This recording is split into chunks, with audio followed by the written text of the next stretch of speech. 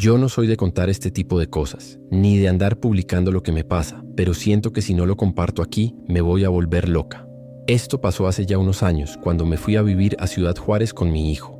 Soy madre soltera, él tenía 5 años en ese entonces, y la verdad es que no tenía muchas opciones. Encontré una casa barata en una colonia alejada, bastante deteriorada, pero con lo que ganaba no podía aspirar a mucho más.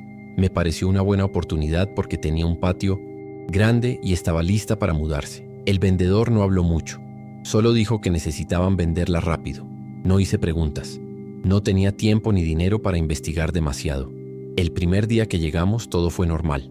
Polvo por todos lados, humedad en las paredes, pero nada fuera de lo común para una casa vieja.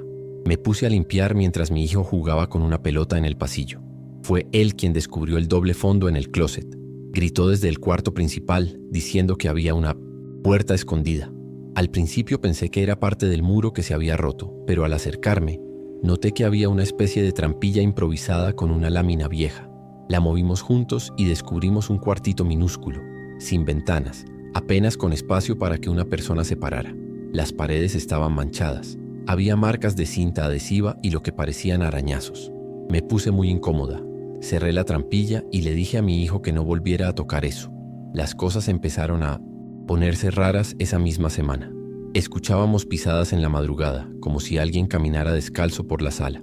Golpes secos en la pared detrás de la cabecera de mi cama.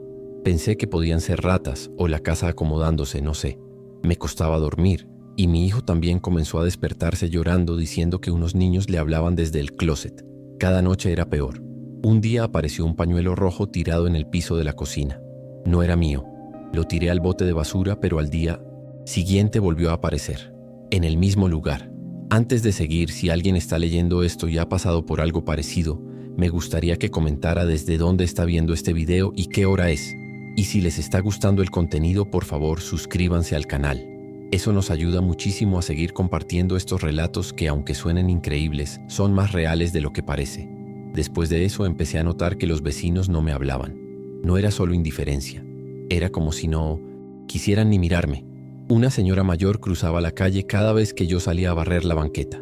Un día intenté saludar a un joven que vivía en la esquina y apenas me vio, se metió corriendo a su casa. Empecé a sentir una paranoia horrible, como si supieran algo que yo no.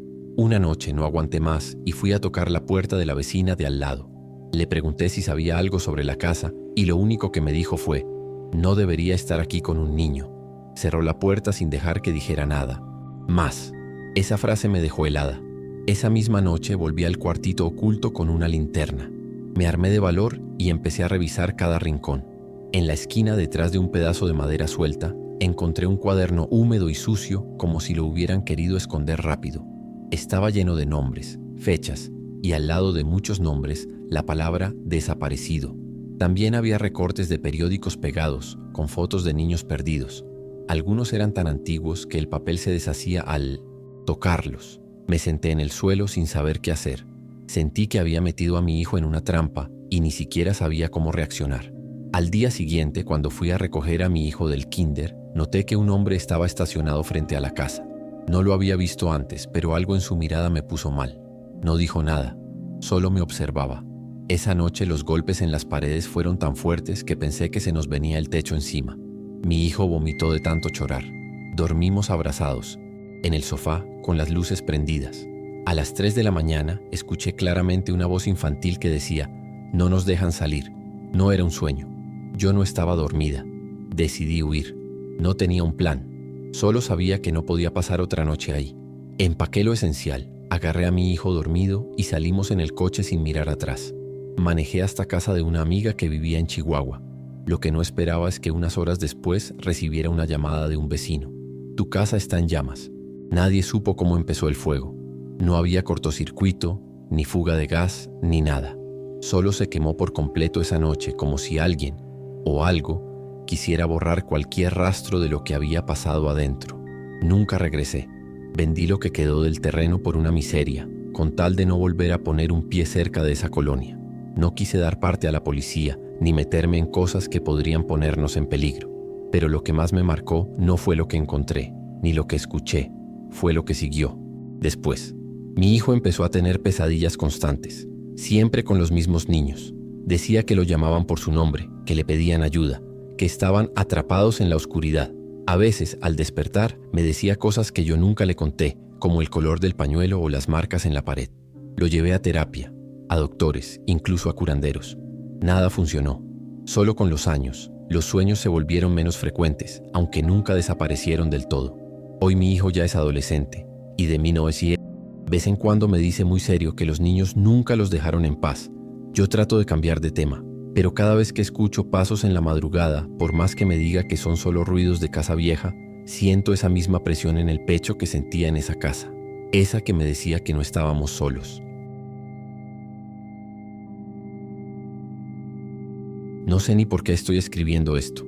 Cada vez que lo intento me sudan las manos y me duele el estómago, pero siento que necesito dejarlo por escrito, porque algo muy jodido pasó allá arriba, en la sierra, y no quiero que nadie más cometa el error que cometimos nosotros. Hace 3 años, un grupo de 6 amigos, todos ya adultos con trabajos y familia, decidimos organizar un reencuentro. Uno de ellos, Julián, había estado trabajando en Chihuahua y conocía a un guía rarámuri llamado Seferino. Según él, era un tipo serio, reservado, pero que conocía la Sierra Tarahumara mejor que nadie. Nos pareció una aventura buena, desconectar de todo por unos días, acampar, reír, tomar unos tragos bajo las estrellas. Nada fuera de lo común. Viajamos en 2 camionetas, bien equipados. Seferino nos esperaba en un punto acordado cerca de Norogachi. Desde el primer momento fue cordial pero distante. Nos miraba como si ya supiera algo que nosotros no. Nos llevó por caminos de terracería hasta que dejamos los vehículos y empezamos a caminar. Pasamos horas atravesando veredas, cañones y barrancas. Al final del segundo día, acampamos en una zona abierta cerca de unas formaciones rocosas enormes. El paisaje era impresionante, pero había algo extraño en el silencio del lugar. No se oían aves, ni grillos, solo el viento golpeando las piedras. La última vez que vimos a Seferino fue esa noche. Cenamos alrededor de una fogata, contamos historias, y él se apartó temprano para dormir. A la mañana siguiente, su tienda estaba vacía. Sus cosas seguían ahí, pero él había desaparecido por completo. Pensamos que tal vez había salido a explorar o a buscar algo, pero pasaron las horas y no volvió. Al principio intentamos bromear para mantener la calma, pero con el sol alto y sin señales de él empezamos a ponernos nerviosos. Nadie tenía señal en el celular. Intentamos buscarlo, gritar su nombre, seguir posibles huellas, pero era inútil. Parecía que se lo había tragado la tierra. Al atardecer, mientras decidíamos si recoger el campamento y regresar, escuchamos motores en la distancia. Primero uno, luego 2. Eran camionetas, sin placas. Se detuvieron a unos 500 metros. Se bajaron varios hombres armados con pasamontañas. No dijeron nada, solo nos miraban. El pánico fue inmediato. Agarramos lo que pudimos y empezamos a correr entre los árboles, sin ningún plan, sin saber a dónde ir. Solo recuerdo el sonido de los disparos al aire y los gritos de Julián diciendo que no nos separáramos. Corrimos hasta que las piernas ya no nos respondían.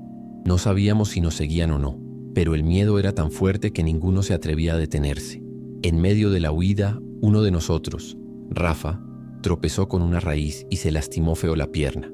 No podía ponerse de pie. Intentamos cargarlo entre varios, pero estábamos agotados. Él mismo nos gritó que lo dejáramos, que nos fuéramos. Fue la peor decisión de mi vida, pero lo hicimos. Lo dejamos escondido entre unos arbustos con una cantimplora y una navaja. Nos prometió que nos alcanzaría después. Nunca lo volvimos a ver. Seguimos avanzando a ciegas hasta que casi de noche encontramos una cueva natural en medio de unas rocas. Entramos y pasamos horas en silencio, con los oídos atentos a cualquier ruido. Nadie dormía. Solo escuchábamos el eco de nuestras respiraciones y los ruidos lejanos del bosque. Varios lloramos. Nadie decía nada. Era como si el miedo nos hubiera arrancado las palabras. En algún momento de la madrugada, uno de los chicos juró haber visto sombras afuera. No salimos. Nos quedamos ahí metidos hasta que amaneció. Y cuando salimos, el mundo parecía otro. Caminamos sin rumbo durante todo el día siguiente. Ya no teníamos comida, el agua era poca y no sabíamos dónde estábamos. La brújula se había perdido en la huida. Pero de milagro, no sé cómo, dimos con una construcción de madera medio oculta entre los árboles. Un refugio forestal. Estaba vacío, pero tenía mantas, algo de comida sellada y una radio vieja. Intentamos usarla, pero no servía. Pasamos la noche ahí, y al amanecer vimos una patrulla forestal en la distancia. Salimos corriendo hacia ellos como locos. Era como ver ángeles. Les contamos todo, lo del guía, lo de las camionetas, lo de Rafa. Mandaron refuerzos, buscaron durante horas pero no encontraron nada, ni rastros de Ceferino, ni señales de Rafa. Las tiendas estaban quemadas como si alguien hubiera querido borrar la evidencia. Y lo más extraño, donde supuestamente lo habíamos dejado, escondido, no había ni ramas movidas, como si jamás hubiera estado allí. Al final, el caso se cerró. Dijeron que no había pruebas, que pudo haber sido una confusión, que probablemente nos perdimos y el resto lo imaginamos. Desde entonces no volví a pisar un cerro. Todos los que estuvimos ahí cambiamos. Algunos se mudaron de ciudad, otros terminaron con sus parejas y uno de ellos, que siempre fue el más escéptico, ahora duerme con una navaja bajo la almohada. Yo fui a terapia. Intenté racionalizar todo, pero no hay forma. Todavía sueño con Rafa gritando nuestro nombre, o con Ceferino parado en silencio al borde de la cueva. Lo más jodido es que ni siquiera sé si seguimos vivos por suerte, o porque nos dejaron escapar. Algo allá arriba no quería ser encontrado. Y no estoy hablando solo de personas. Así que si algún día decides hacer senderismo allá en la sierra, no vayas sin guía. Y si tu guía desaparece, no lo busques. No te quedes. No preguntes. Huye. Lo que sea que pasa, allá en esas montañas no es para que lo entendamos. No es para nosotros. A veces pienso que Ceferino no desapareció. A veces creo que nos llevó allá sabiendo lo que iba a pasar. Como si su trabajo no fuera guiarnos, sino entregarnos.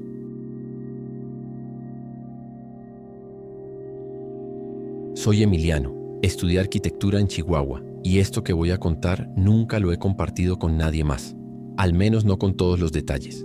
Lo poco que hablé lo hice con un maestro de confianza, pero ni él me creyó del todo. Todo empezó durante mi servicio social, cuando me asignaron un proyecto de documentación histórica en Parral. Básicamente tenía que digitalizar planos antiguos y fichas técnicas de edificios emblemáticos. Me entusiasmaba mucho el Palacio Alvarado, por la mezcla de estilos y porque siempre ha habido rumores de pasadizos secretos, túneles de fuga, cosas así. Al principio, pensé que era puro folclore local, hasta que dejé de pensar así. Una mañana estaba revisando unos archivos municipales en un cuarto polvoriento, lleno de planos enrollados y hojas amarillentas. Entre documentos repetidos y papeles rotos, encontré un croquis a mano, sin firma ni fecha, que mostraba un túnel conectando la sacristía de la iglesia principal con una entrada oculta en uno de los muros del Palacio Alvarado. Lo raro es que no estaba en ningún otro plano oficial. Era como un borrador que alguien había escondido ahí, como si no quisiera que se supiera. Me picó la curiosidad. Marqué los puntos de referencia y empecé a comparar con fotos, con visitas guiadas. Y todo cuadraba más de lo que debería. Un viernes ya tarde me metí a la iglesia fingiendo que iba a hacer fotos para el archivo. No había mucha gente y después de esperar a que el sacristán se distrajera, pasé a una zona restringida cerca del altar. Busqué detrás de un viejo armario de madera y justo como indicaba el croquis, había una tabla suelta en la pared. La retiré con cuidado y detrás había un hueco estrecho, con una escalera oxidada bajando a la oscuridad. Sentí un frío intenso, no de temperatura, sino de esos que te bajan por la espalda cuando algo no encaja. Bajé igual con la linterna del celular. El aire olía a humedad y a tierra removida. Al fondo del túnel, las paredes tenían marcas, como si alguien hubiera intentado rascar con las uñas. En esa primera bajada, lo que más me perturbó no fueron las marcas, sino un encendedor moderno tirado en una esquina. Y cerca de él, una botella de agua de marca reciente, no más de unos días abierta. Eso no podía estar ahí por accidente. Caminé un poco más hasta llegar a un tramo bloqueado con ladrillos que aún tenían el mortero fresco. Literalmente fresco, como si hubieran tapiado el túnel horas antes. Ahí me entró el pánico. No sabía si alguien estaba del otro lado, escuchando. Apagué la linterna, subí lo más rápido que pude y salí directo a la calle, sin mirar a nadie. Nadie me preguntó nada, pero yo ya no era el mismo. Durante el fin de semana no pude pensar en otra cosa. Soñaba con el túnel, con las marcas en la pared, con alguien encerrado al otro lado de ese muro recién sellado. El lunes siguiente volví al archivo y revisé los registros más recientes de mantenimiento del Palacio Alvarado, pero no había nada sobre obras nuevas, ni permisos ni reparaciones en el subsuelo. Decidí regresar por la noche. Esta vez llevé una linterna decente, guantes y una cámara. No era valentía, era más como una necesidad de entender qué estaba pasando ahí abajo. No le dije a nadie. Entré por la misma ruta, y todo estaba igual, al menos al principio, pero algo me incomodó de inmediato. Había una especie de trapo colgado en un clavo que no estaba antes. Era un pedazo de camiseta, sucio y mal cortado, como si alguien lo hubiera dejado ahí, como señal. Seguí caminando. El olor era más fuerte, como a descomposición mezclada con cloro. Grabé unos minutos, pero el audio se llenaba de estática, aunque no tenía ningún sentido. A mitad de uno de los pasillos, mi linterna parpadeó. Fue solo un segundo, pero escuché un paso detrás de mí. No era eco, era un paso real. Me congelé. Apagué la linterna y me quedé pegado a la pared, conteniendo la respiración. Entonces lo escuché. Una voz muy baja, casi pegada a mi oído, que dijo mi nombre. No, era un grito. No era algo agresivo. Fue un susurro, un murmullo como si alguien supiera exactamente quién era yo. Solté todo y salí corriendo. Tropecé 2 veces en las escaleras. Me golpeé la pierna, pero ni me detuve. Salí a la calle jadeando, con la garganta cerrada del susto. Esa noche no dormí. Y al día siguiente, cuando fui a buscar el video en la cámara, el archivo estaba corrupto. Solo había una imagen fija, una especie de sombra en el fondo del túnel. No tenía forma definida, pero se notaba que no era parte de la estructura. Desde ese día empezaron los cambios en mi casa. Puertas que se abrían solas, luces que se apagaban sin razón. Un día encontré el mismo pedazo de camiseta colgado en el respaldo de mi silla. Y otra vez escuché esa voz. No en la iglesia, en mi propio cuarto. Todo el ambiente se volvió pesado, como si algo me siguiera. Intenté contarle a un profesor, pero solo me dijo que debía dormir más y dejar de ver películas de terror. Decidí alejarme del proyecto. Pero ya era tarde. Cada vez que camino por ciertas calles de Parral, siento que alguien me observa, como si hubiese tocado algo que debía quedarse oculto. No tengo pruebas, ni testigos, ni grabaciones que valgan, pero sé lo que vi y lo que escuché. Nadie me lo va a quitar de la cabeza. Ese túnel no es una reliquia histórica ni una leyenda antigua. Está activo. Lo están usando, y no para algo bueno. He buscado en noticias, he intentado cruzar datos con personas desaparecidas en la zona, pero todo lo que podría apuntar a ese lugar desaparece, literalmente. Hasta los archivos digitales que guardé en mi USB se borraron solos. O eso quiero creer, porque si no fue un error técnico, entonces alguien los eliminó. Alguien que no quiere que eso se sepa. No volví a entrar, ni pienso hacerlo. Pero a veces paso por la iglesia y me cuesta mirar el altar sin pensar que debajo, a pocos metros, sigue respirando ese pasadizo. Un lugar húmedo, oscuro, donde todavía hay objetos recientes, ladrillos, frescos y marcas de uñas. Si alguien está pensando en investigar por su cuenta, no lo haga. No es historia, no es curiosidad académica. Es otra cosa. Algo vivo que no quiere ser encontrado. Algo que te mira desde la oscuridad y que si lo molestas te sigue, como me sigue a mí. Yo no era el tipo de persona que buscaba problemas. Tenía 24 años, sin carrera, sin muchas opciones, y cuando me ofrecieron el turno nocturno en una empacadora de manzanas, acepté sin pensarlo.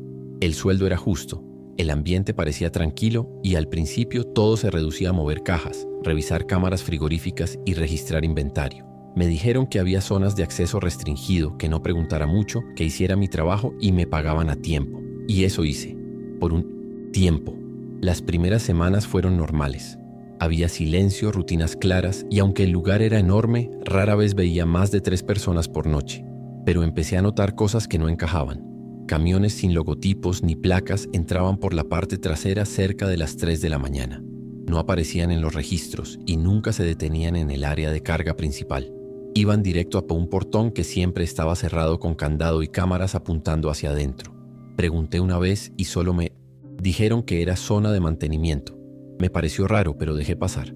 Una noche de viernes me tocó quedarme solo porque el supervisor se reportó enfermo y mi compañero tuvo que salir de emergencia. A eso de las 3, uno de esos camiones entró. Me escondí detrás de unas tarimas apiladas y observé. La caja trasera se abrió y lo que vi me dejó helado. 4 hombres bajaron a empujones a varios jóvenes, vendados, atados. Algunos apenas caminaban, iban como drogados. No hablaban. Los metieron a esa zona restringida. Cerraron el portón como si nada. Me quedé sin aire.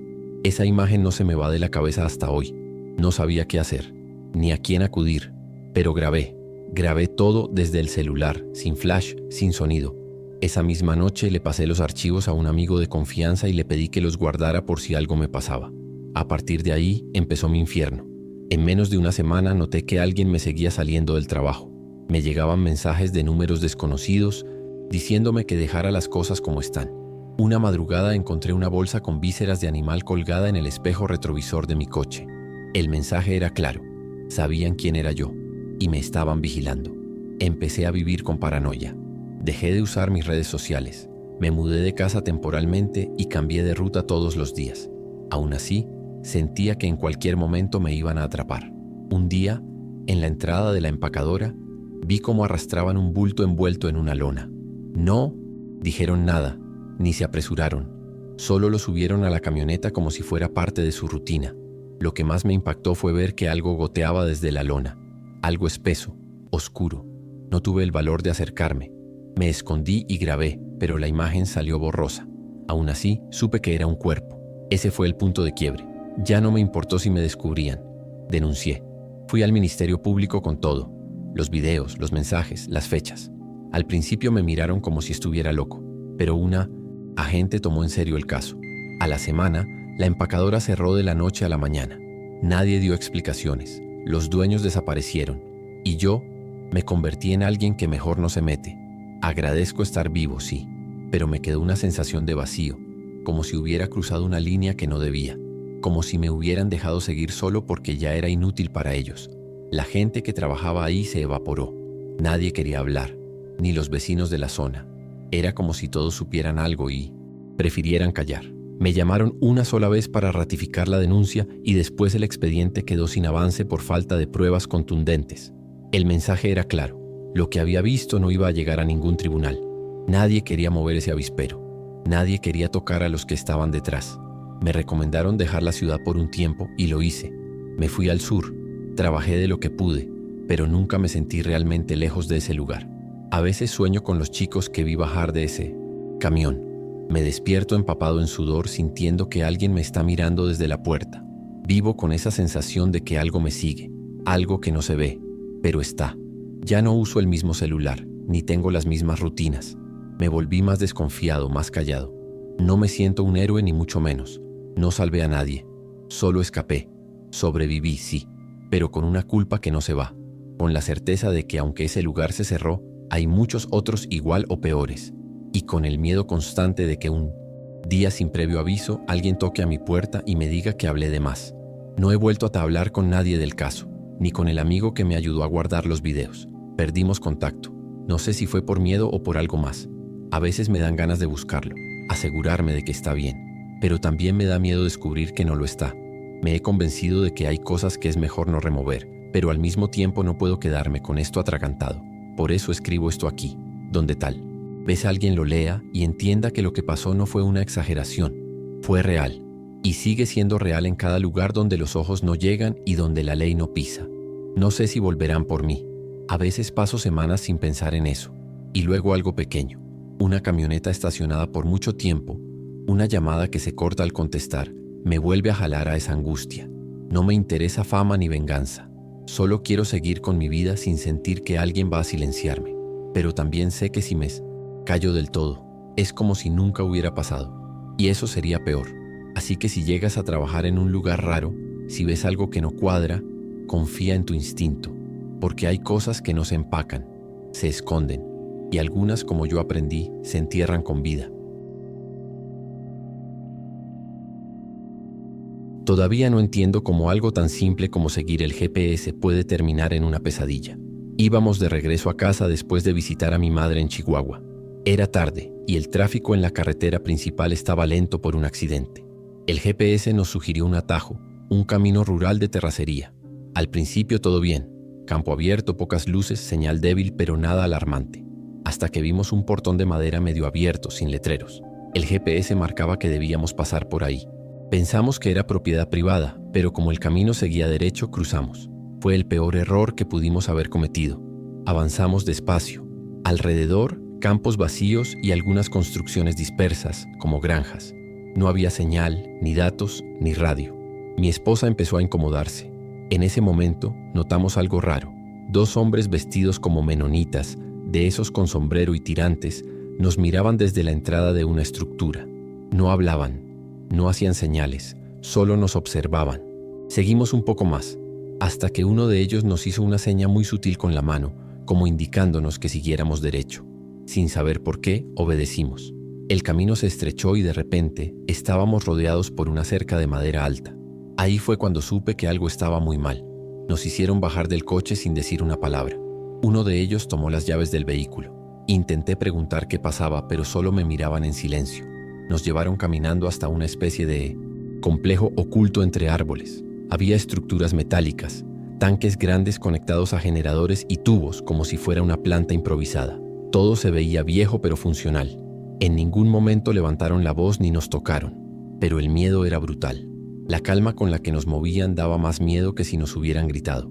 Nos encerraron en una cabaña sin ventanas, con un solo foco colgando del techo. La puerta tenía un cerrojo por fuera y podíamos oír pasos constantes alrededor. Nos dieron comida 2 veces al día, pero todo estaba rancio, con un olor agrio que nos revolvía el estómago. No hablábamos mucho entre nosotros, solo tratábamos de pensar en cómo salir. En una esquina notamos que el piso crujía más que en otras partes. Quitamos unas tablas sueltas y encontramos una trampa vieja de mantenimiento. Había un canal angosto, probablemente usado para drenaje, y un candado oxidado que parecía llevar años sin tocarse. No sabíamos si el canal nos llevaría a algún lugar, seguro, pero era eso o quedarnos esperando a que pasara algo peor. Forzamos el candado con una herramienta improvisada que encontramos en el suelo, un gancho viejo de metal. Costó trabajo, pero se dio. El canal era húmedo, estrecho y teníamos que arrastrarnos. El olor era insoportable, una mezcla de tierra, orina y químicos. Nos movimos en silencio, rezando para que nadie notara nuestra ausencia. Después de lo que pareció una eternidad, salimos por una rendija detrás de unos arbustos, justo al lado de una bodega abandonada. Ahí nos escondimos hasta que empezó a amanecer. Desde ahí podíamos ver a lo lejos la cerca que rodeaba el complejo. No había movimiento, solo un par de figuras a lo lejos, caminando sin prisa. No sabíamos si nos estaban buscando o si no habían notado nuestra fuga aún. Esperamos hasta que el sol estuvo alto y decidimos salir a la carretera. Caminamos por horas, con los pies ampollados, la ropa sucia, deshidratados. Finalmente vimos una patrulla en un camino rural y salimos corriendo hacia ella agitando los brazos.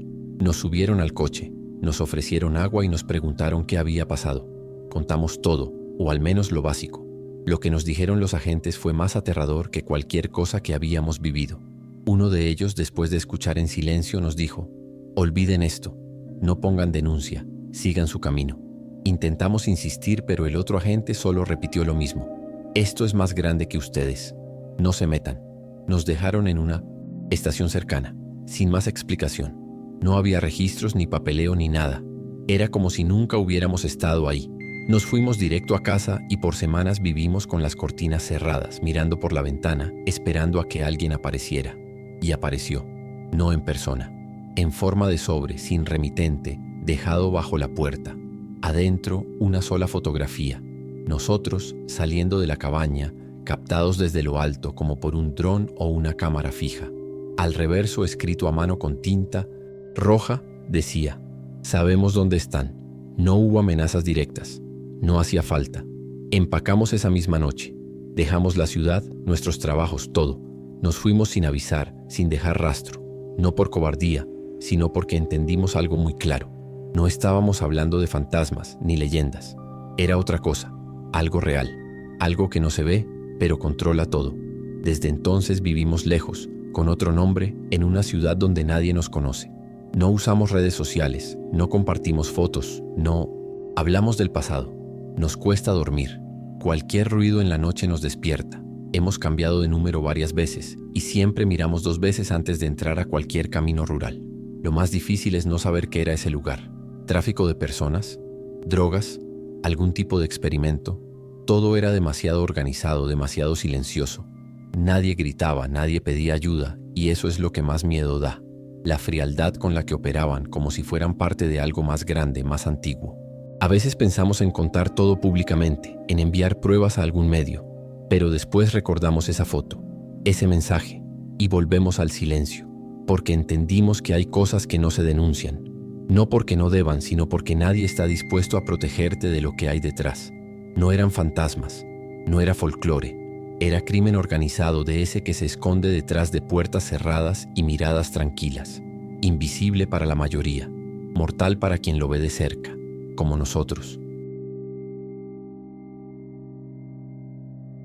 Me llamo Mariana y hace poco más de un año acepté un traslado como enfermera a una clínica en el centro de la ciudad. Me pareció una buena oportunidad para empezar de cero. No conocía a nadie allí, pero encontré un departamento barato en un edificio viejo, de esos con pasillos largos y paredes que parecen haber visto demasiado. La dueña era una señora mayor que no hizo muchas preguntas. Solo me advirtió que evitara meterme con los vecinos, porque cada uno vive su vida. Al principio no le di importancia. Estaba más enfocada en adaptarme al trabajo y desempacar. La primera semana fue tranquila. El lugar olía a humedad y a veces se iba la luz, pero nada fuera de lo normal, hasta que empecé a escuchar ruidos extraños por la noche. Golpes secos en la pared del departamento contiguo. A veces algo parecido a gritos apagados, como si alguien intentara pedir ayuda pero no tuviera fuerza. Pensé que podía ser una persona enferma o alguna discusión doméstica, pero los sonidos eran irregulares, desesperados. Una madrugada escuché claramente una voz femenina diciendo, por favor, no otra vez. Me congelé. Me senté en la cama y me quedé escuchando en la oscuridad con el corazón en la garganta. Traté de hablar como otros vecinos, pero fue inútil. Apenas me abrían la puerta. Uno de ellos me miró con lástima y me dijo en voz baja, mejor no pregunte, mija. Así que decidí investigar por mi cuenta. Fui al registro municipal a ver quién era el dueño del departamento de al lado. La ficha decía que pertenecía a un hombre llamado Isaías C., fallecido hacía 3 años. No había ningún contrato actualizado. Nadie más figuraba como inquilino. Era como si ese lugar estuviera oficialmente vacío, pero cada noche los ruidos seguían. No aguanté más y una tarde, cuando escuché la puerta del departamento abrirse y cerrarse, esperé unos minutos y toqué. Nadie respondió. Probé el picaporte. Estaba sin seguro. Entré. El lugar estaba casi vacío, salvo por un colchón en el suelo, una cámara colocada en un trípode apuntando directamente hacia él y restos de cinta adhesiva en el marco de la cama. Había manchas en las paredes. El aire era pesado, como si algo se hubiera podrido ahí dentro. Sentí ganas de vomitar. Salí corriendo, pero ya no era la misma. No podía ignorarlo. Algo muy enfermo había pasado, o seguía pasando, ahí. Al día siguiente en la clínica no podía concentrarme. Todo me daba vueltas. Durante mi descanso me armé de valor y contacté a una periodista independiente que seguía en redes por sus reportajes sobre violencia de género. Le conté todo. Al principio fue cautelosa, pero aceptó ayudarme. Nos reunimos en una cafetería cercana. Le mostré las fotos que tomé en el departamento y le pasé los datos del registro. Ella hizo unas llamadas y a los pocos días me confirmó que había algo raro. Al menos 3 denuncias por desaparición de mujeres jóvenes en esa zona, todas vinculadas al mismo código postal. Conseguimos acceso a archivos de prensa local y expedientes viejos. La periodista me mostró que varios departamentos de ese edificio habían estado registrados a nombre de empresas fantasmas, todas cerradas al poco tiempo. En algunos casos, los vecinos mencionaban actividades raras, pero nunca se tomaron medidas. Lo que más nos sacudió fue descubrir que en 2016 se había hecho un cateo silencioso en uno de los pisos y que la información del caso había desaparecido misteriosamente semanas después. Era evidente que alguien estaba protegiendo a los responsables desde dentro. Empezamos a recibir señales claras de que nos estaban vigilando. Una noche, al volver de un turno, encontré la puerta de mi departamento entreabierta. No faltaba nada, pero alguien había revisado todo. Mis cosas estaban fuera de lugar, y alguien había arrancado las páginas del cuaderno donde anotaba fechas y nombres. A los 2 días me dejaron una nota en la casilla del buzón con letras recortadas de revista. No sigas buscando lo que no puedes. Manejar. La periodista también fue seguida. Un coche sin placas estuvo parado frente a su casa 2 noches seguidas. Tuvimos que actuar rápido. Renuncié a la clínica sin dar explicaciones. Le pedí a mi hermana que me recibiera unos días y me fui con lo que cupo en una mochila. Desde su casa logramos contactar a una ONG que trabaja con víctimas de trata. Les entregamos todo: fotos, registros, copias de los archivos que pudimos recuperar. Dijeron que investigarían, pero que debía mantenerme alejada por mi seguridad. Desde entonces no he vuelto a ese edificio, pero a veces sueño con los gritos y me pregunto cuántas mujeres pasaron por ese colchón frente a esa cámara. ¿Cuántas más habrá todavía? Invisibles, silenciadas. Desde entonces trato de mantenerme fuera del radar. Cambié de número, eliminé mis cuentas en redes sociales y apenas salgo sola. La periodista también se mudó. Hablamos de vez en cuando, pero siempre con precaución. Ambas sabemos que tocamos algo peligroso. Lo peor es que el edificio sigue ahí. Las luces siguen prendidas por las noches. Los ruidos, según me contó una vecina que aún vive cerca, no han cesado del todo. Nadie más ha denunciado, nadie se atreve, y entiendo por qué. Hay un miedo que paraliza, un silencio que pesa más que cualquier grito. A veces pienso en todo lo que podría haber pasado si no hubiera entrado a ese departamento, si no hubiera escuchado los golpes. Pero también sé que, si no lo hubiera hecho, seguiría dormida. Hoy vivo con esa conciencia, con la impotencia de saber que no se detuvo nada. Solo cambiaron de estrategia, de víctimas, de lugares. Esa red no es una leyenda urbana, es real. Se mueven las sombras detrás de puertas comunes en edificios viejos donde nadie pregunta demasiado. Y lo que más me duele es que probablemente siga funcionando, protegida por el miedo de todos los que la conocen y prefieren no hablar.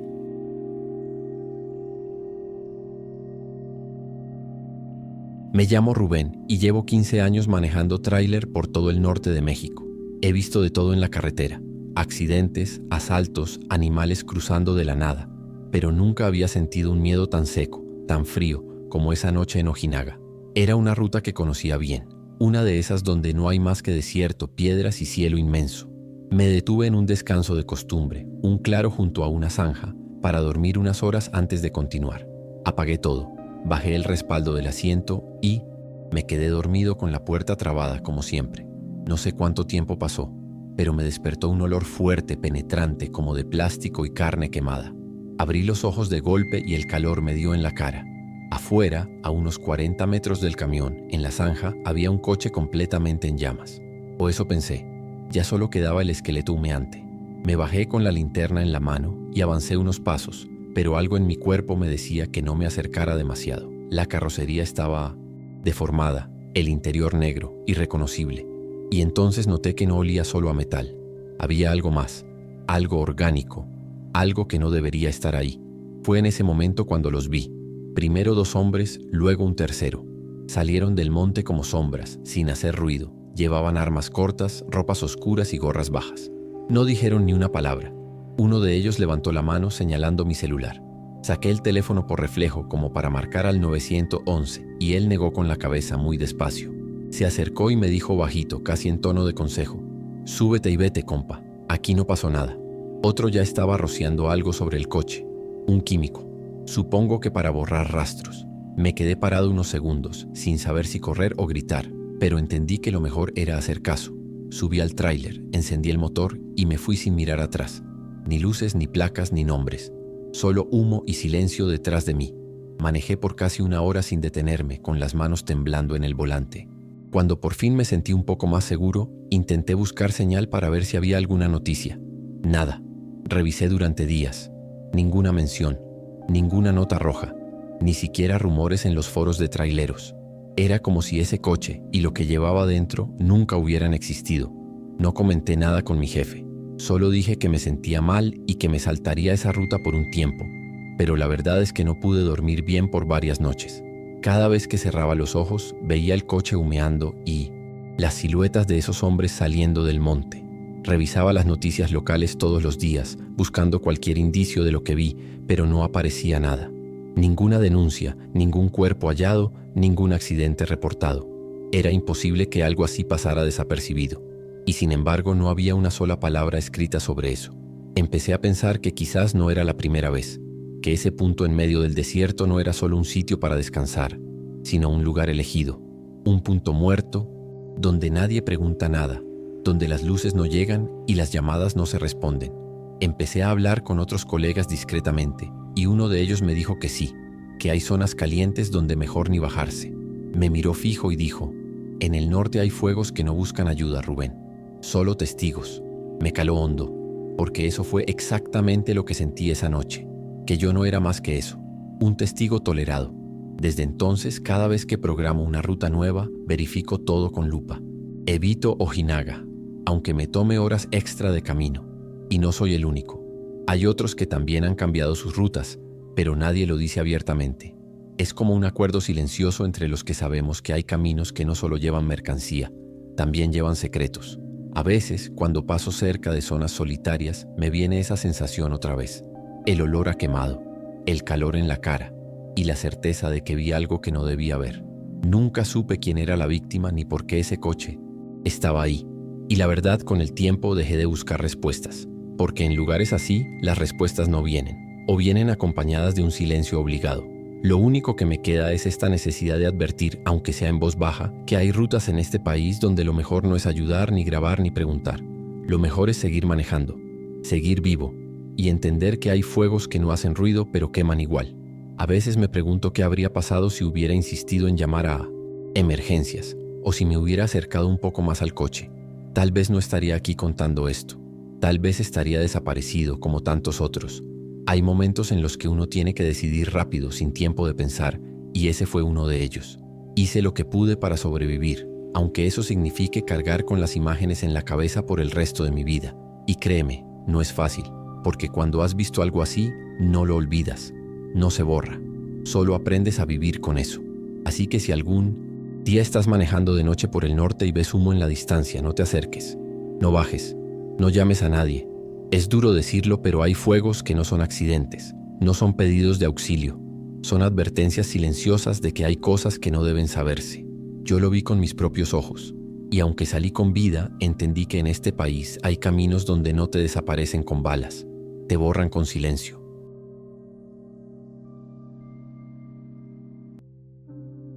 Me llamo Mariela. Tenía 22 años cuando empecé a trabajar en una maquila en las afueras de Ciudad Juárez. La paga era mala, pero era lo que había. Era eso o quedarme en casa viendo cómo las cuentas se acumulaban. Al principio me sentía afortunada por haber conseguido ese puesto. Me levantaba antes del amanecer, entraba al turno con otras decenas de mujeres y pasábamos horas bajo un ritmo constante de máquinas, supervisores y control de tiempo. La mayoría éramos jóvenes. Algunas apenas habían terminado la secundaria. Otras venían de pueblos cercanos. Todas callábamos y trabajábamos. Con el tiempo noté que algunas compañeras simplemente dejaban de ir. Primero pensé que era normal, que se trataba de renuncias o despidos comunes. Pero cuando intentábamos preguntar, los jefes decían lo mismo. Renuncia voluntaria, siempre igual. Sin detalles, sin papeles firmados, sin que pudieras despedirte.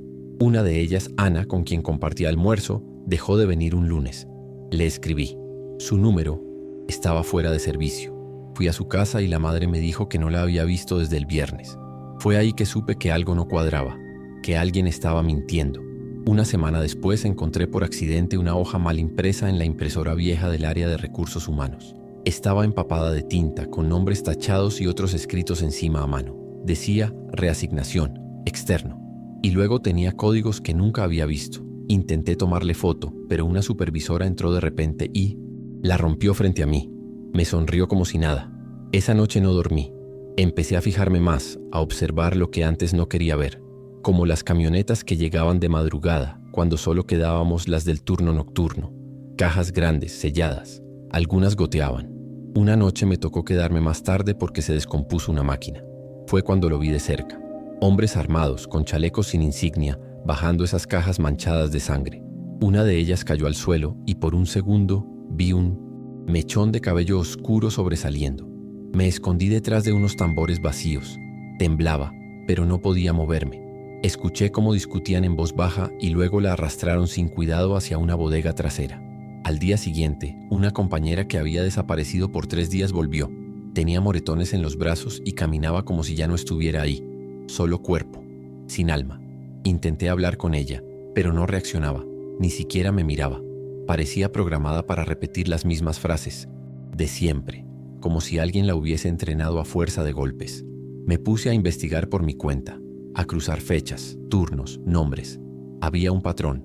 Siempre eran mujeres jóvenes, de pueblos pequeños, con pocos lazos familiares en la ciudad, y siempre desaparecían entre jueves y sábado. Empecé a escribir todo en un cuaderno que escondía en una bolsa de ropa sucia. Lo llevaba conmigo a todas partes. Sabía que si me descubrían estaba muerta, pero ya no podía hacerme la ciega. Una madrugada, fingí una migraña para quedarme en la zona de descanso. Desde ahí, escondida, grabé por primera vez una entrega. 2 camionetas oscuras entraron por la parte trasera. Uno de los hombres sacó a rastras a una chica envuelta en plástico transparente. Aún se movía. La subieron a una de las cajas metálicas como si fuera carga. Grabé lo más que pude sin que me vieran. Me metí el celular en el sostén y salí por la puerta de emergencias, fingiendo que iba al sanitario. Esa misma noche no volví a casa. Supe que si dormía bajo el mismo techo, no amanecía. Me fui directo a la central y compré el primer boleto a Tijuana, sin maleta, sin aviso, solo con el celular, el cuaderno y lo puesto. Viajé sentada toda la noche sin dormir. Me dolía el cuerpo, pero el miedo era más fuerte. Al llegar, busqué en internet periodistas independientes que hubieran denunciado casos parecidos.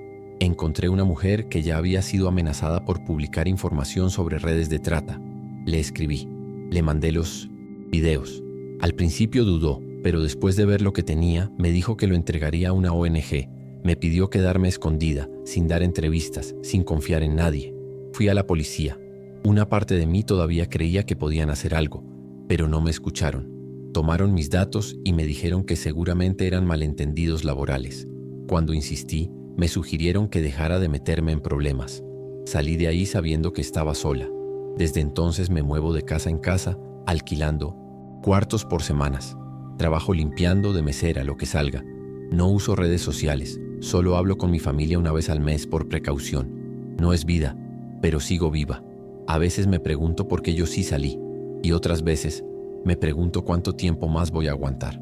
No he vuelto a saber nada de la periodista, pero el video apareció en un reportaje que fue borrado a las pocas horas de publicarse. Aún lo tengo guardado en varias copias, en USBs escondidas, como una forma de protegerlo. Poco que puedo. No sé si sirvió de algo. No sé si alguien va a hacer justicia, pero no me voy a quedar callada, porque si yo, que vi todo eso con mis propios ojos, me callo, ¿quién va a hablar por las que ya no pueden? Las que nadie busca, las que la maquila hizo desaparecer sin dejar huella, las que hoy quizás solo existan en una caja metálica en alguna parte del desierto. Sé que corro peligro cada vez que abro la boca, pero el silencio también mata. Y el miedo es el arma que ellos más usan. Por eso escribo esto, porque aunque me tiemblen las manos y el corazón me quiera salir del pecho, no quiero ser cómplice con mi silencio. Lo que pasa en esas fábricas no es un secreto, solo es un crimen que muchos prefieren ignorar. Pero yo ya no puedo, porque desde que salí de ahí entendí algo que nunca se me va a olvidar. No hay nada más peligroso que una verdad escondida, en un lugar donde nadie quiere mirar. Nunca pensé que algo tan simple como un paseo en bicicleta pudiera terminar así. Éramos 6. Un grupo de amigos que solía salir cada fin de semana a rodar por rutas nuevas. Uno de ellos, Julián, encontró una publicación en un foro de cicloturismo. Se trataba de una ruta ecoturística en Janos, con vistas impresionantes, poca altitud y caminos entre árboles. Sonaba perfecto. El post tenía fotos, coordenadas y hasta recomendaciones para acampar. Todo parecía legítimo. Así que cargamos las bicis, mochilas ligeras, algo de comida, y salimos un sábado al amanecer. El primer tramo fue tranquilo. Sol, aire fresco, silencio. La brecha se abría paso entre arbustos y pinos jóvenes, pero luego algo cambió. A unos 3 kilómetros del punto marcado en el mapa, la vereda se estrechó. Ya no parecía mantenida ni segura. Julián insistía en seguir. Decía que en cualquier momento llegaríamos a la parte buena. Fue entonces que escuchamos el primer motor. Al principio creímos que era otro grupo, pero no. Era una camioneta. Y venía rápido, muy rápido. Cuando volteamos vimos una Ford blanca sin placas avanzando hacia nosotros a toda velocidad. Dentro, al menos 3 hombres, uno de ellos armado. Gritamos. Nadie pensó en enfrentar, solo en huir. Tiramos las bicicletas al monte y corrimos cuesta arriba, entre piedras y ramas. Escuchábamos los gritos de ellos detrás, pero también los nuestros. Caídas, tropiezos, alguien llorando. No teníamos cobertura. Nadie sabía exactamente hacia dónde íbamos. Solo queríamos alejarnos. Mariana, una de las más jóvenes del grupo, tropezó mal.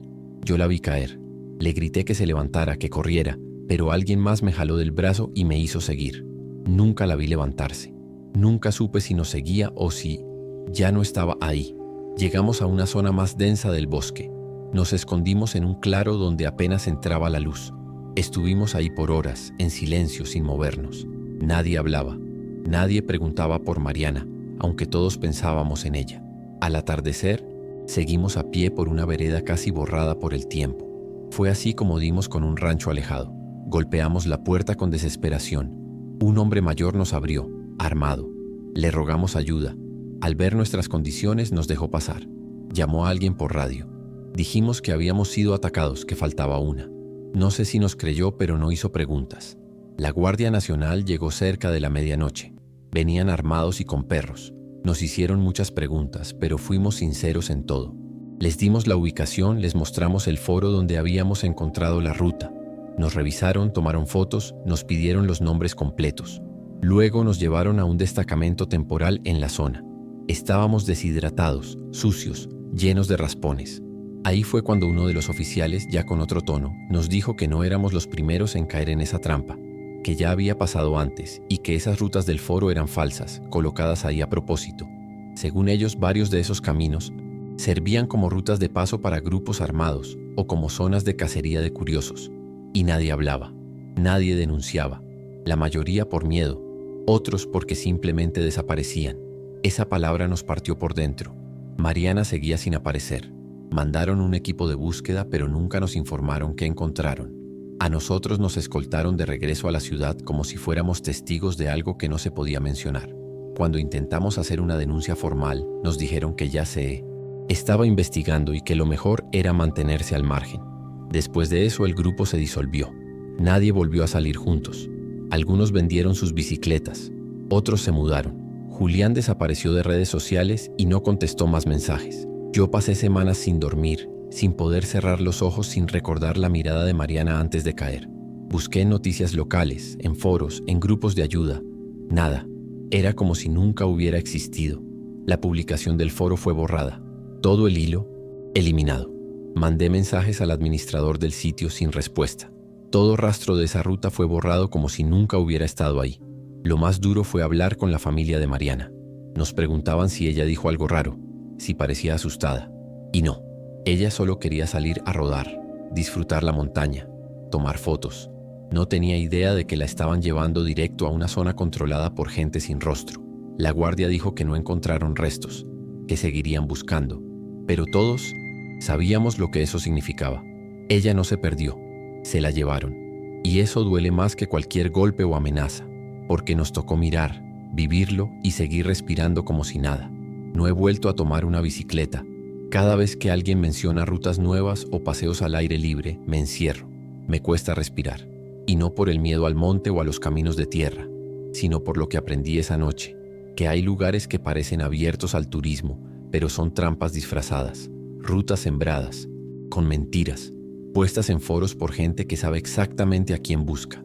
Mariana era la más noble de todos, y fue la que no volvió. Nadie escribió su nombre en ningún reporte oficial, solo en nuestras memorias, y con eso tenemos que vivir. Hoy entiendo por qué nadie quiso hablar después, porque cuando vuelves de algo así, el silencio parece más seguro que la verdad. Pero no debería ser así. Lo que pasó en esa brecha no fue un accidente, fue una emboscada, un cebo. Y aunque ya no tengamos pruebas, ni nombres, ni publicaciones activas, los que estuvimos ahí sabemos lo que vimos y lo que perdimos. A veces me despierto en la madrugada y escucho bicicletas rodando en la grava, pero no hay nadie, solo yo, y un recuerdo que nunca va a dejarme en paz. Llevaba más de 12 horas manejando sin parar. El cuerpo me pesaba, los ojos se me cerraban y sabía que si no me detenía pronto iba a terminar estrellándome contra algo. Así que cuando vi el anuncio luminoso de un motel a un par de kilómetros del camino principal, no lo pensé dos veces. Era uno de esos lugares baratos, con fachada desgastada y luz de neón parpadeante. Me registré en recepción, donde me atendió un hombre de mirada opaca que apenas hablaba. Me dio la llave de la habitación 7, la T-100, más alejada de la carretera. No pedí explicaciones, solo quería dormir. La habitación olía a humedad, pero tenía cama, baño y una pequeña TV vieja.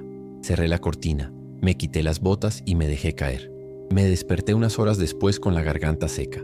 Me levanté para tomar agua del baño y fue ahí cuando escuché el primer grito. No era un grito largo de susto, sino uno corto, apagado, como si alguien hubiera intentado pedir ayuda y se lo hubieran impedido. Me quedé quieto. Pensé que podía haber sido la televisión de otro cuarto, pero el sonido vino otra vez. Era real. Me vestí rápido y salí con cuidado, caminando por el pasillo lateral que llevaba a la parte trasera del motel.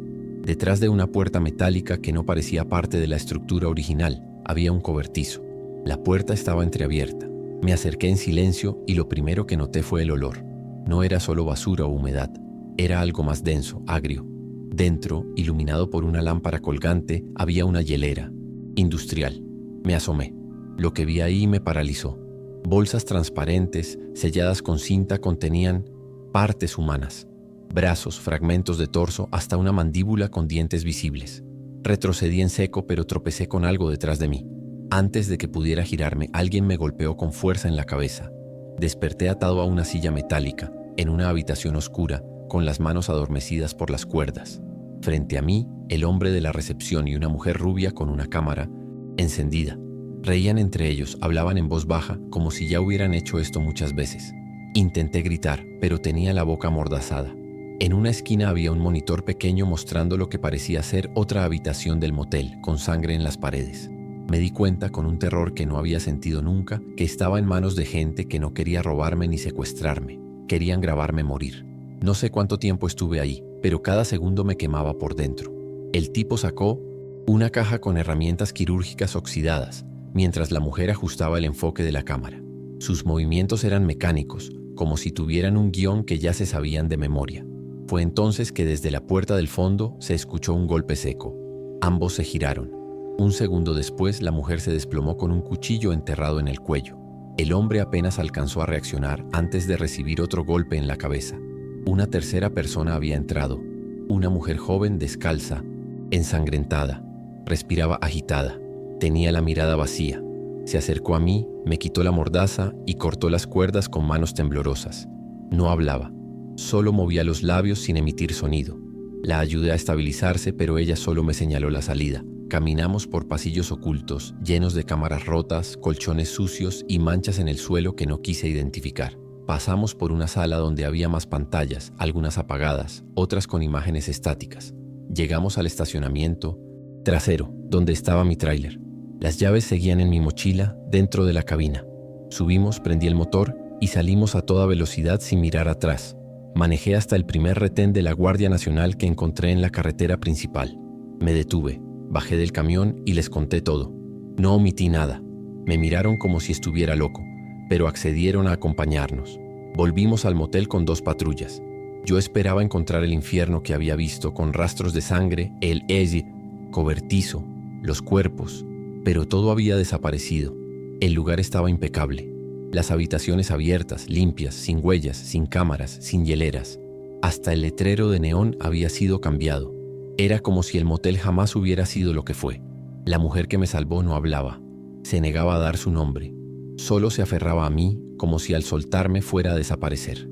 Uno de los oficiales me dijo en voz baja que probablemente había alucinado algo por la fatiga, que los moteles así no eran lo que parecen, pero que no había pruebas de ningún delito. Me dejaron ir con una advertencia: descansar más, no meterme donde no me llaman. La mujer fue llevada a un hospital, pero no me permitieron verla más.